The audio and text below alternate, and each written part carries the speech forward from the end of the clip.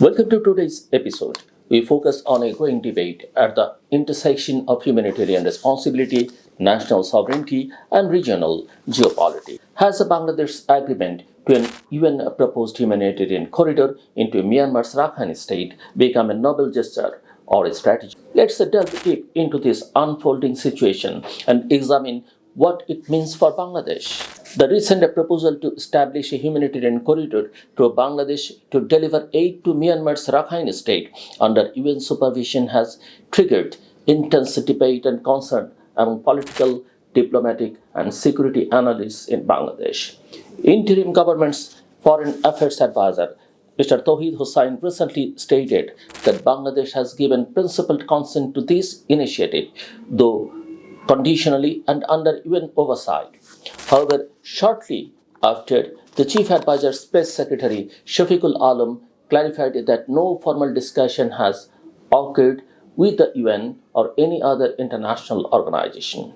This contradiction has deepened public confusion and raised serious questions about the government's clarity and coordination.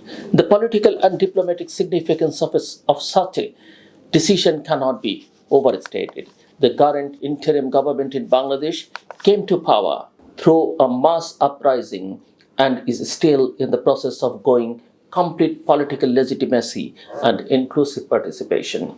In such a context, any major policy decision, especially one affecting national sovereignty, security, and strategic positioning, become controversial if not made through dialogue with all major political stakeholders. Almost all political parties, including BNP, Jamaat Islami, NCP, and Hifazat Islam, have questioned the government's decision making process. The situation in Rakhine is highly complex. Bloody clashes between Myanmar's military junta and the rebel Arakan army have displaced and stirred thousands. The UN has wanted often impending famine if humanitarian aid is not delivered immediately. Against this backdrop, the UN proposed using Bangladesh as a corridor to transport aid into Rakhine. But the critical question is, before agreeing to this sensitive proposition, with whom did the Bangladesh government consult? And how realistic and secure is this initiative? The Ministry of Foreign Affairs has stated that Bangladesh agreed to the proposal under three conditions. There must be a ceasefire or truce in Rakhine, no discrimination in aid distribution, and the aid must be unconditional. Meeting this condition is highly challenging, especially 80 to 90% of Rakhine territory is currently under Arakan army control, which itself has been accused of discriminatory behavior against the Rohingya populations. This situation has forced Bangladesh to balance national security, diplomatic equilibrium, and humanitarian obligation. Bangladesh already hosts more than 1.3 million Rohingya refugees. Any new influx from Rakhine could further strain its economy, social fabric, and internal security. On the other hand, if Bangladesh refuses the humanitarian corridor, it risks damaging its international humanitarian image. Regional geopolitics adds another layer of complexity. India, China, and the United States have significant interests in Rakhine. China's Belt and Road Initiative has a major role passing through Rakhine. India's eastern security and access to the Bay of Bengal depend partly on this region. Meanwhile, the US is actively involved in Myanmar through the Burma Act under the banner of human rights protection. These conflicting interests among major powers could exert significant strategic pressure on Bangladesh. An equally critical question is, will the proposed corridor even be secure?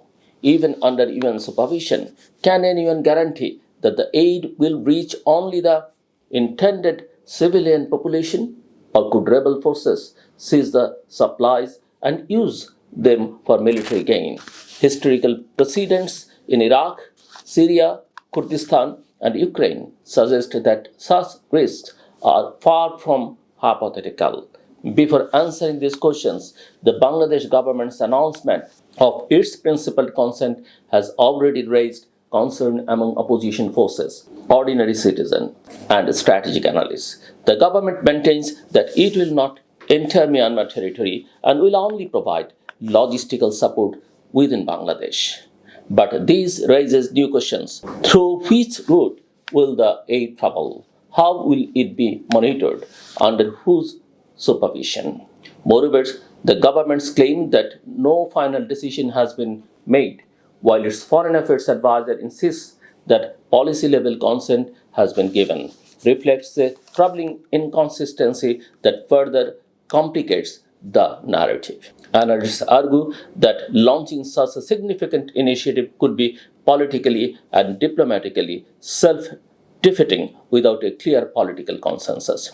Experts advise that if the corridor must proceed, Bangladesh must retain full operational control, even if the operation is under UN management. Bangladesh should preserve the right to suspend it if necessary. Additionally, the corridor initiative should be tied to renewed efforts for Rohingya repatriation. Bangladesh must send a clear message to the international community. While we facilitate humanitarian support, robust efforts must also be made to ensure the safe return of Rohingya to their homeland. This raises a vital question.